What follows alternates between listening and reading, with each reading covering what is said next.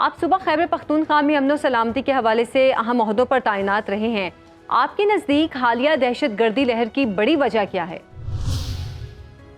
ये हालिया दहशत गर्दी की एक तारीखी पस मंज़र है।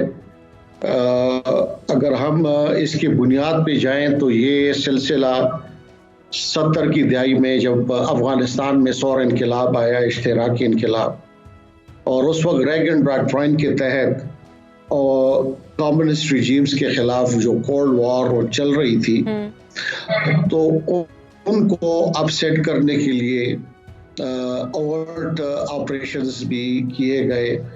और उस वक्त यहाँ पर फिर जिहादी तंजीमें भी बनी और दुनिया के तमाम ममालिक से, मशमूल खासकर अरब ममालिक से, इन लोगों ने यहाँ का रुख किया और उनकी वजह से बहुत से ऐसे अफकार जो पहले यहाँ पर मौजूद नहीं थे, यहाँ पहले भी मदरसे थे, मजहबी रुझानात भी थे, मजहबी तंजीमें भी थी, लेकिन ये तफकीरी फ़लसफ़ा और ये सल्फ़ी जो वहाँ से उस वक्त उसामा बिन लादेन भी आए, उस वक्त अब्दुल्ला अज़ाम भी आए, तो ये उस वक्त इन अफकार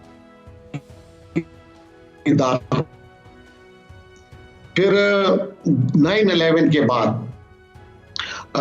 जब वहाँ पर ऑपरेशन शुरू हुआ, नेटो की फोर्सेस आई, अमेरिकन फोर्सेस आई, तो उस वक्त शायद हमने पूरी तैयारी नहीं की थी कि वहाँ जब ऑपरेशन होगा तो उसका बैकलैश क्या होगा। हमारे जो सरहदी इलाके हैं अफगानिस्तान के साथ, वहाँ पर लोग कैसे उनको वेलकम करेंगे, नहीं करेंगे। लेकिन हुआ ये कि वहाँ से जब ऑपरेशन किए गए तो ये तमाम लोग अफगानिस्तान की सरहदें पार करके हमारे इलाके में आए और बहुत से लोग फिर बाद में अर्बन एरियाज में भी गए, जिसमें कि खालिद शेख और दीगर इस किस्म के लोग जो कि पिंडे भी पकड़े गए। और फिर हमारे बहुत सी ऐसी तंजीमें जो उस वक्त बनी हुई थी, उनमें भी फिर स्प्लिंटर ग्रुप बने और एक वर्ल्ड व्यू उनका बन गया, उनकी ज़हनी ऐसी तरबियत की गई कि तो इनकी ये बुनियादी एक वजह ये है। अच्छा सर, हालिया दहशत गर्दी की लहर में भारत का क्या किरदार आप देखते हैं? करज़ई और गनी दौर में अफगानिस्तान के सरहदी शहरों में भारतीय एजेंसियां खुलकर पाकिस्तान के खिलाफ मसरूफ रहीं, क्या अब भी ऐसा कुछ चल रहा है कहीं पे? एक तासुर तो ये है, क्योंकि जब भी ऐसे हालात होंगे, अफरा तफरी होगी, सियासी हैजान होगा, तो ऐसे में आपके मुखालिफ, आपके दुश्मन उससे पूरा फायदा उठाएंगे, डायरेक्टली इनडायरेक्टली, लाजमन। और बाजी में इसकी मिसालें भी हैं, तो इसे रूल आउट नहीं किया जा सकता। सही। अच्छा सर, अफ़गान तालिबान और पाकिस्तान में मौजूद कुछ सियासी क़ुव्वतों का ये मुतालिबा भी है कि कलअदम TTP से मुज़ाकरात किए जाएँ। एक जानिब तवातर से दहशतगर्द हमले हो रहे हैं, दूसरी जानिब मुज़ाकरात की बातें की जा रही हैं, आपके ख्याल में क्या ये सही होगा? ये तारीख इसीलिए लिखी जाती है कि उससे सबक हासिल किया जाए। हमें ये देखना पड़ेगा कि माजी में 9/11 के बाद मुख्तलिफ मुआहदे हुए, जिसमें एक्सरा रोका का था, मुला नज़ीर के साथ भी, हाफिज गुल बहादुर के साथ भी, जो आजकल बहुत एक्टिव हो गए हैं, मौलाना फजलुल्लाह जब स्वात में थे तो सूफी मोहम्मद गारंटर बन गए थे, लेकिन उसके बाद हालात संभले नहीं बल्कि मजीद बिगड़ गए और हाल ही में भी कोशिशें हुई, लेकिन उसके कोई मस्बत नताइज बरामद नहीं हुए। असल बात यह है कि जब आप किसी से और वो आया पाकिस्तान के आइन को तस्लीम करेंगे, आया वो अपने हथियार रखेंगे, वो पुरअमन तरीके से। सही। अच्छा सर, क्या आप समझते हैं कि अगर यहाँ पे बात की जाए कि अफ़गानिस्तान के साथ ताल्लुकात की हम बात करें, अफ़गानिस्तान में तालिबान की हुकूमत आई तो पाकिस्तान इसकी सहूलतकारी में भी शामिल रहा उसको सौंपने में, लेकिन हमारे ताल्लुकात जो हैं वो शुरू दिन से ही ख़राब चल रहे हैं।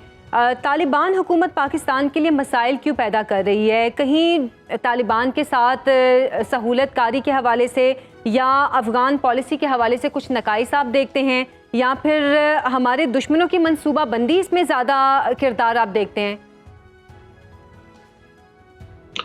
इस सिलसिले में ये कहूँगा, जहाँ तक अब आपने अफ़गान पॉलिसी की बात की, तो इस पारा है। एक राय तो ये है कि जनरल ज़ियाउल हक के वक्त में हमने अमेरिका का साथ दिया रूस के खिलाफ, सोवियत यूनियन के खिलाफ, और ये तमाम बीज तो उस वक्त बोए गए थे।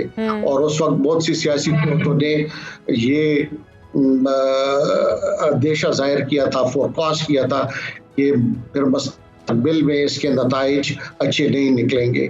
तो आज जो बीज हमने बोए हैं उसको हम हार्वेस्ट जो है उसको कर रहे हैं। तो ये मैं कहूँगा कि उस वक्त जो अफ़गान पॉलिसी थी मेरी नज़र में वो ठीक नहीं। हमें न्यूट्रलिटी इख्तियार करनी चाहिए थी। जब दो बैनुल-अक़वामी ताकतों के दरमियान जो जंग थी, जो कोल्ड वॉर थी, उससे हमें इज्तिनाब करना चाहिए था। लेकिन उस वक्त स्टिंगर मिसाइल और हर किस्म के हथियार यहाँ पर आए, जिसकी वजह से हमारी सोसाइटी मिलिटराइज हुई, मिलिटेंसी बढ़ गई, इस किस्म के नज़रियात बढ़ गए। तो ये इसके लिए अभी हमें लॉन्ग टर्म डी रेडिकलाइजेशन और काउंटर वायलेंट एक्सट्रीमिज्म, इसकी पॉलिसीज पर अमल करना पड़ेगा, तो तब बात करेंगे। अच्छा, क्या आप समझते हैं कि स्मगलिंग के खिलाफ पाकिस्तानी क़यादत का स्टैंड भी कहीं इस दहशतगर्दी के बढ़ते वाक़यात की वजह बना है? जैसे रवां साल 7 कस्टम्स एहलकारों का कत्ल मुबैना तौर पर स्मगलिंग रोकने से मुताल्लिक कार्रवाइयों का शाखसाना करार दिया जा रहा है।